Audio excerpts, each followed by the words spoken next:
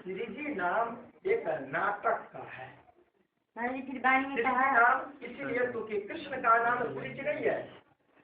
श्री जी नाम वाणी में आप देखो उठा करके, और गीता में तो वाणी में कहीं भी प्राणनाथ जी के लिए श्री जी नाम नहीं आया। श्री जी नाम सिर्फ लाल दास जी महाराज ने गीतक के अंदर में लिखा है, देवचंद जी के लिए भी, प्राणनाथ जी के लिए भी। और वाणी में प्राणनाथ जी के लिए श्री जी नाम प्राणनाथ जी ने खुद श्री देवचंद जी महाराज के लिए श्री जी का नाम दिया। श्री जी कहा जाता है दुनिया में नाटक के नाम। जैसे अक्षरातीत में जो परम धाम है, वहाँ पे परम धाम के अंदर में निष्कलंक बुद्धावतार नहीं है, और उस परमात्मा को यहाँ पे निष्कलंक बुद्धावतार कहा गया। कुरान ने उसको इमाम मेहदी कहा, कुरान ने उसको हादी कहा। ये सब कहाँ का नाम है? नाटक का नाम है। और नाटक का नाम कभी भी अनादि होता नहीं है। और यदि आपने नाटक का नाम रखा तो नाटक के ही तक सीमित रह जाओगे, नाटक से ऊपर जा पाओगे नहीं। ये श्री नाम सिर्फ जागनी ब्रह्मांड के नाटक का है। ये जागनी ब्रह्मांड के नाटक के राशि तक रहना है, और फिर आम खलक के बीच में जा करके तलफना है। तो निज नाम में श्री जी साहब जी जाप करो। यदि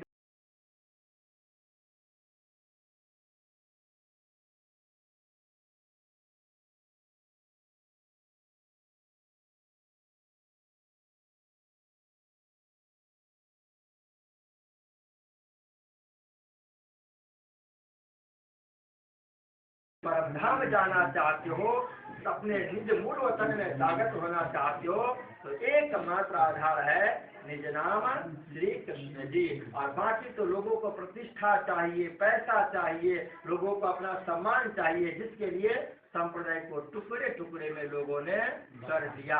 यदि आपकी अपनी स्वतः इच्छा हो तो आप बिल्कुल स्वतंत्र पूर्वक आप जाप कर सकते हो श्री जी साहब के नाम। उसमें हमारा कोई ऑब्जेक्शन नहीं है। पर संत होने के कारण, प्राणनाथ जी के अनुशीलन करने के कारण, वाणी का चिंतन करने के कारण हमारा एक उत्तरदायित्व होता है कि सुंदर साज को सही रास्ता दिखा देना।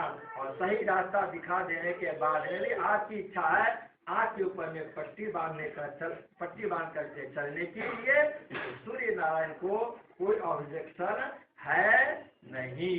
बोलो श्री प्राणनाथ प्यारे की, श्री कृष्ण कन्हैया लाल की।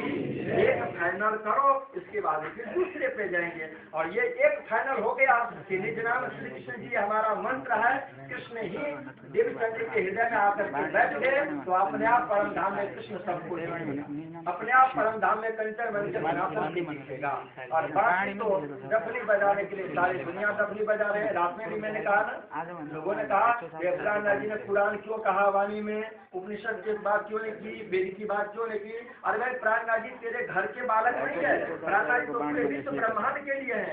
परमात्मा तो पूरे विश्व ब्रह्मांड को कल्याण करने के लिए आए, इसलिए उन्होंने अपने वाणी में सबको समाहित किया है, सबको मुक्ति के लिए उन्होंने रास्ता दिखाया है। और यदि आपको जागनी ब्रह्मांड में आम खलक के बीच में ही तलपना है तो जाप करते जाओ श्री जी साहब जी। ठीक है महाराज, जाप पढ़तेंगे भाई, रात भी देखेंगे। हाँ रात भी देख लेंगे, न्याय होगा। छोटा सा प्रश्न पूछा, क्या क्या सुना?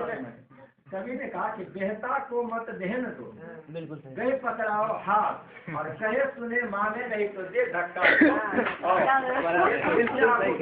और अच्छी तरह से देखते जाओ, उसमें कोई मिलने वाला सार तत्व है। वैसे श्री जी साहब जिसने मंत्र को आज देखो, जिसने भी मंत्र को गलत तरीके से उपयोग किया, उसके जीवन के इतिहास उठा करके देख लो कि जीवन में उसका लाभ क्या है, हानि क्या है। जिसने भी प्रचार प्रसार किया, आदि से अनादि काल से लेकर के अब तक जो प्रचार कर रहा है श्री साहब के, उनके जीवन के इतिहास के पन्ने उठा करके देख लो कि जीवन की किस तरह की घटना है। वो तो सारे समाज देख रहा है। हाँ, देखने वाले। महाराज ये छोटी सी प्रश्न, कोई प्रश्न नहीं हो गया बस। एक बात महाराज ने जयकार लगा दिए।